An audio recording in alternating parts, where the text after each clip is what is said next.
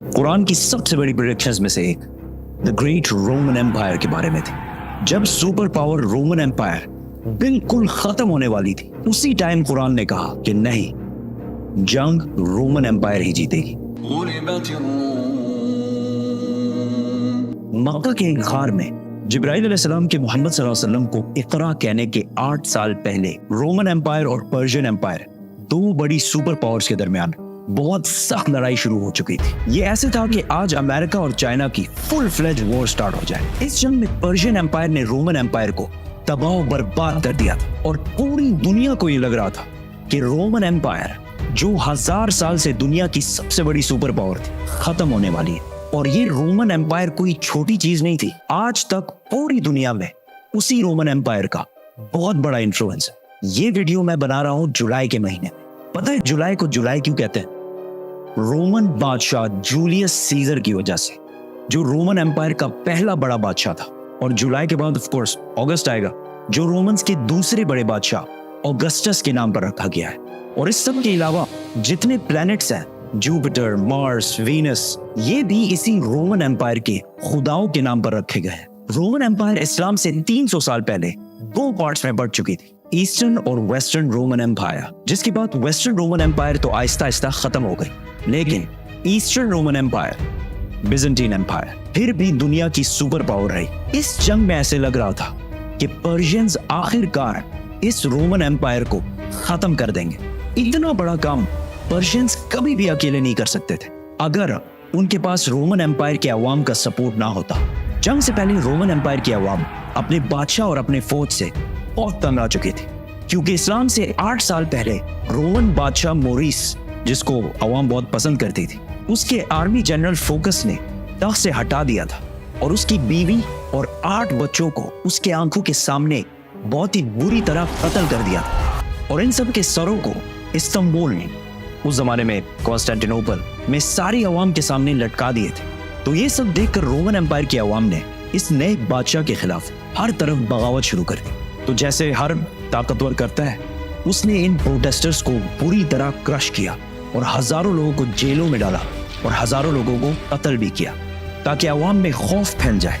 लेकिन आहिस्ता आहिस्ता ये प्रोटेस्ट और भी ज्यादा फैलते गए। ये सब कुछ सुना सुनाया नहीं लग रहा? पर्शियन बादशाह खुसरो ने जब देखा कि रोमन एम्पायर की अवाम अपने बादशाह के खिलाफ हो गई है, तो उसने इस टाइम का फुल फायदा उठाया और रोमन एम्पायर पर हमला कर दिया। और आहिस्ता आहिस्ता रोमन एम्पायर के बहुत इंपॉर्टेंट प्रोविंसेस, सीरिया, इजिप्ट, फलस्तीन पर कब्जा कर लिया। तो आहिस्ता आहिस्ता रोमन एम्पायर की अवाम और फौज को समझ आ गई कि फोकस से ना हो पाएगा। तो उन्होंने अफ्रीका के गवर्नर, जिसकी लोग बहुत इज्जत करते थे, उससे मदद मांगी। तो उसने अपना बेटा हेराक्लियस को कॉन्स्टेंटिनोपल भेजा। जैसे ही वो पहुंचा, अवाम और फौज ने मिलकर पिछले बादशाह को हटा दिया और हेराक्लियस को अपना नया एम्परर बनाया। और फोकस के साथ वही कुछ किया जो उसने पिछले बादशाह के साथ किया था। हेराक्लियस जैसे ही बादशाह बना, उसे पता चला कि 90,000 क्रिश्चियंस को कत्ल करके पर्शियंस ने यहूदियों की मदद से फलस्तीन पर कब्जा कर लिया है और क्रिश्चियंस की सबसे मुकद्दस होली जगह द होली सेपल्कर को तबाह कर दिया है। इसकी क्रिश्चियनिटी में वही अहमियत है जो इस्लाम में बैतुल्लाह शरीफ की है। और वो क्रॉस जिस पर जीसस को मारा गया था, अकॉर्डिंग टू द क्रिश्चियंस, उसे वहां से उठाकर अपने कैपिटल थेसिफोन, मदियन ले गए हैं।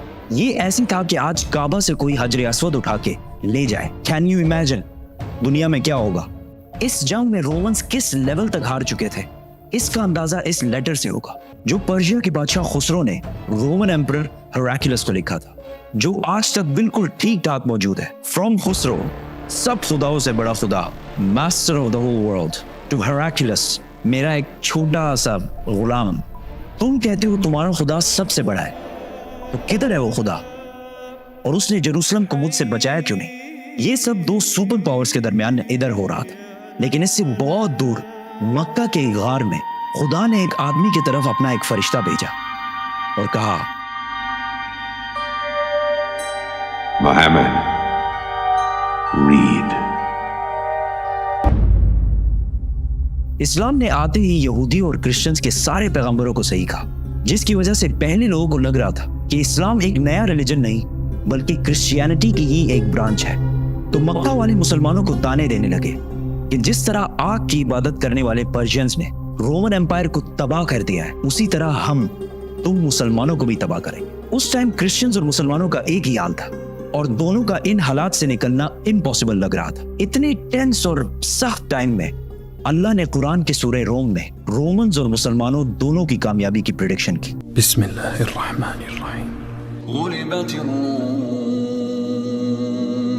پاس والے ملک میں رومنز ڈیفیٹ ہو چکے ہیں، لیکن اس ہار کے کچھ ہی سال بعد یہ دوبارہ کامیاب ہو گئے، اور وہ دن وہ ہوگا جب اللہ کی دی ہوئی فتح پر مسلمان خوشیاں منا رہے ہوں گے۔ ان آیات میں 2 پریڈکشنز کی گئی ہیں کہ آج تو رومنز ہار رہے ہیں، لیکن کچھ سالوں بعد رومنز دوبارہ کامیاب ہوں گے، اور اسی دن مسلمان بھی اپنی کامیابی کا جشن منا رہے ہوں گے۔ مکہ میں سب نے ان آیات کا بہت مذاق اڑایا کہ رومن امپائر کا بچ جانا امپاسبل ہے، لیکن حضرت ابو بکر رضی اللہ تعالیٰ عنہ کا اسلام کے پہلے دنوں میں ہی قرآن پر اتنا یقین تھا کہ انہوں نے مکہ کے ایک کافر سے شرط لگائی کہ اگر رومنز 3 سال بعد کامیاب نہ ہوئے تو میں تمہیں 10 اونٹ دوں گا، اور اگر کامیاب ہو گئے تو اس ٹائم تک اسلام میں گیمبلنگ اور شرط لگانا بین نہیں ہوا تھا۔ جب رسول اللہ صلی اللہ علیہ وسلم کو اس شرط کا پتہ چلا تو انہوں نے ابو بکر رضی اللہ تعالیٰ عنہ سے کہا کہ اس شرط میں 3 سال کا ٹائم بڑھا کر 10 سال کر دو، اور اونٹ 10 سے بڑھا کر 100 کر دو۔ اس کافر نے یہ ٹرمز آسانی سے مان لیے کیونکہ رومنز کا جیتنا امپاسبل ہو چکا تھا۔ برٹش ہسٹورین ایڈورڈ ڈیبون، جس نے رومن امپائر پر 6 والیومز کی کتاب لکھی ہے، اس نے بھی لکھا ہے کہ قرآن کی اس پروفیسی کا 7-8 سال کے بعد بھی پورا ہونے کا کوئی چانس نہیں لگ رہا تھا، کیونکہ پرشینز بالکل رومن امپائر کی کیپٹل کانسٹینٹینوپل کے پاس پہنچ چکے تھے اور اسے چاروں طرف سے گھیر لیا تھا، بٹ کانسٹینٹینوپل کو فتح کرنا امپاسبل تھا، اور اس واقعے کے 900 سال بعد تک بھی کانسٹینٹینوپل کو کوئی فتح نہیں کر سکتا۔ آخر اسے آٹومن امپائر عثمانیہ سلطنت کے صرف 21 ایئر اولڈ سلطان محمد نے کشتیاں پہاڑوں پر چڑھا کر اسے فتح کیا تھا۔ And I can't wait to tell that story. So, subscribe.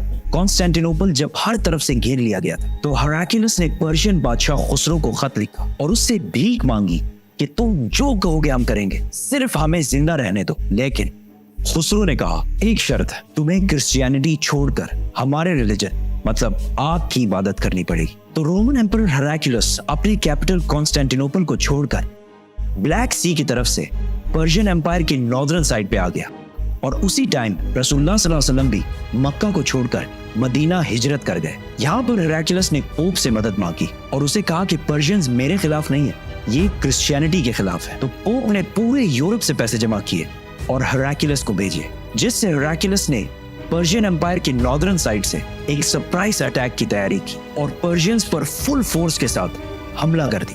کیونکہ پرشین سارے استنبول فتح کرنے میں بزی تھے تو ان کے اپنے کنگڈم کا ڈیفنس بہت کمزور ہو گیا تھا۔ ہراکلیس بہت تیزی سے آگے بڑھتا گیا اور ایک کے بعد ایک سٹی فتح کرتا گیا، اور آخر کار وہ اس سٹی پہنچا جو پرشینز کے لیے سب سے ہولی سٹی تھی، جو پرشینز کا مکہ تھا، جس میں ان کا سب سے بڑا آگ کا ٹیمپل بھی تھا، جس میں آگ بہت سالوں سے جل رہی تھی۔ تو ہراکلیس نے اپنا پورا بدلہ لیا اور اس سٹی کو اسی طرح تباہ کیا جس طرح انہوں نے جیروسلم کو تباہ کیا تھا۔ اس واقعے کے بعد گیم کمپلیٹلی چینج ہونے لگی اور یہ کئی سالوں میں رومنز کی پہلی بڑی جیت تھی، اور وہ اس کے بعد اپنی کھوئی ہوئی سلطنت دوبارہ حاصل کرنے لگے۔ اور اسی ٹائم صرف 313 مسلمانوں نے مکہ کے کافروں کو جنگ بدر میں ہرا دیا اور اپنی پہلی جنگ جیتنے کا جشن منانے لگے، اور قرآن کی پروفیسی پوری ہو گئی۔ ابو بکر رضی اللہ تعالیٰ عنہ نے جو شرط لگائی تھی وہ جیت گئے، اور مکہ کے اس بندے نے اسے 100 اونٹ دیے، لیکن اس ٹائم اسلام میں گیمبلنگ اور شرط لگانا حرام ہو چکا تھا۔ تو رسول اللہ صلی اللہ علیہ وسلم نے کہا کہ یہ 100 کے 100 اونٹ غریبوں میں بانٹ دو۔ ہراکلیس آگے بڑھتا گیا اور آخر پرشیا کے کیپٹل ٹیسیفون مدین کو چاروں طرف سے گھیر لیا۔ پرشینز کو جب کوئی اور امید نظر نہیں آئی تو خسرو کے بیٹے نے اپنے باپ اور اپنے 18 بھائیوں کے سر کاٹ دیے اور رومن امپائر کے سامنے سرنڈر کر دیا، اور اس جنگ میں رومن امپائر کا جتنا نقصان ہوا تھا وہ سارے پیسے واپس کرنے کا وعدہ کیا اور اپنی ساری فوج کو رومن امپائر سے واپس بلا لیا۔ مطلب پرشین امپائر بہت ہی بری طرح ہار گئی۔ رومن امپائر نے اس کراس کو جو پرشینز جیروسلم سے بہت غرور میں لے کر گئے تھے واپس لایا اور اسے اسی جگہ پر رکھا جہاں وہ پہلے تھا، اور اسی سال مسلمانوں اور مکہ والوں کے درمیان صلح حدیبیہ کی ہسٹورک ایگریمنٹ ہوئی، جس سے مسلمانوں کی تقدیر ہمیشہ کے لیے بدل گئی۔ اور قرآن نے اسے ایک بہت بڑی فتح کہا۔ ہراکلس اب تو دنیا کا سب سے طاقتور بادشاہ بن گیا تھا، لیکن صلح حدیبیہ کے کچھ ہی عرصے بعد رسول اللہ صلی اللہ علیہ وسلم نے اسی ہراکلس کو ایک لیٹر لکھا اور اسے اسلام کی دعوت دی، لیکن ہراکلس نہیں مانا اور اگلے کچھ ہی سالوں میں مسلمانوں نے آلموسٹ پوری رومن ایمپائر کو فتح کر لیا، اور صرف رومن ایمپائر کو نہیں، پرشین ایمپائر کو بھی فتح کر لیا، اور آج تک مسلمانوں سے یہ علاقے دوبارہ کوئی بھی نہیں چھین سکا۔ سبسکرائب